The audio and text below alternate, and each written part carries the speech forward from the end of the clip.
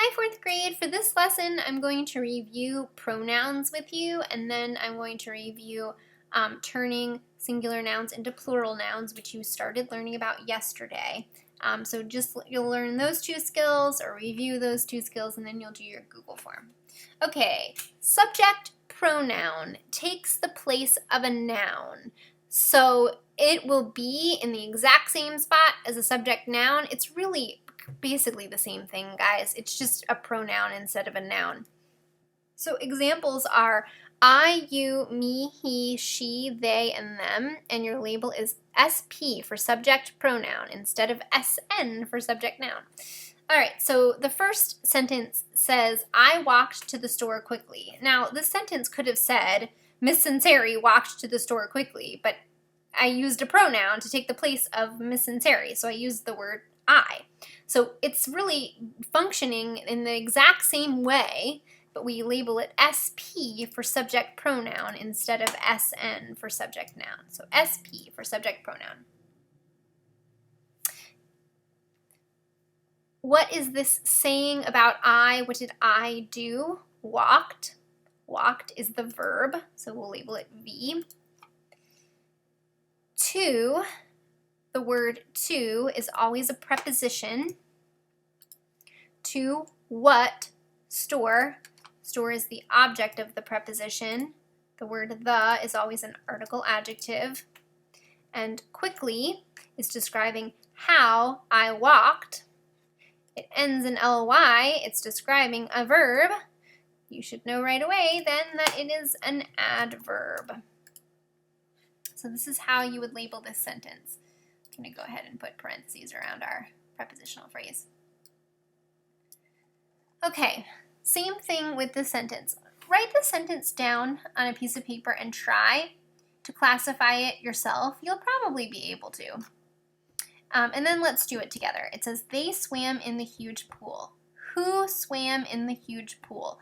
They. Subject, but since it's they, we say subject pronoun. So SP.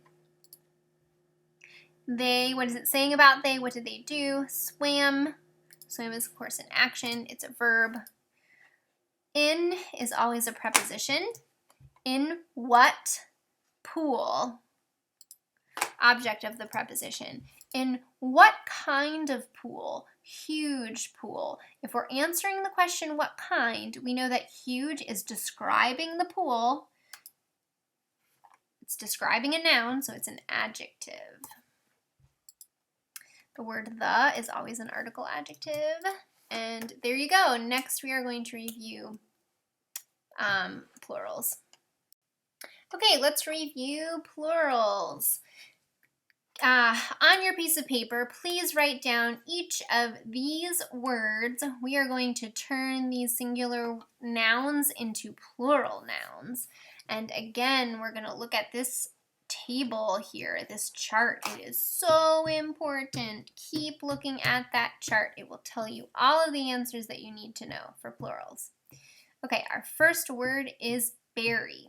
How do we turn berry into a plural noun? Well, it ends in a consonant because R is a consonant plus Y. So we're looking for a consonant plus Y. You should have found that it's rule number 4. And for rule number 4, it says we need to change the Y to an I and add ES. So berries. Leaf. Leaf ends with an F, and it's following rule number 5. Rule number 5 says change the F to a V and add ES. Leaves. Next one, tomato. It has a consonant plus an O because T is a consonant and then an O.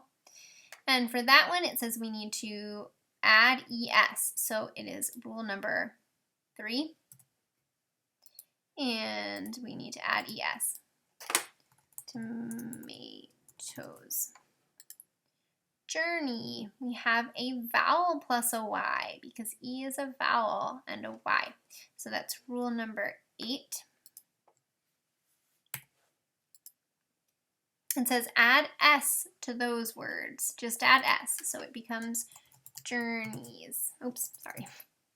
All right, the next one is tornado. We have a consonant plus an O at the end. D is a consonant plus an O. That's rule number 3, just like tomato. For that one, we need to add ES. Tornadoes. Next one is axe. It ends with an X. For that one, it's rule number 2. Rule number 2 says just add an ES to the end. Axes. Elf ends with an F. It follows rule number 5. We need to change the F to a V and add ES, so elves. Shelf, same thing. It follows rule number 5. We need to change the F to a V and add ES. Mouse breaks all of the rules. It's an irregular noun, so it follows rule number 9. We change the spelling completely and we make it mice. Not mouses, but mice. Box ends with an X. It follows rule number 2. Rule number 2 says we need to add ES, so it becomes boxes. And there you have it. Now you can go ahead and do Classroom Practice 49 Google form.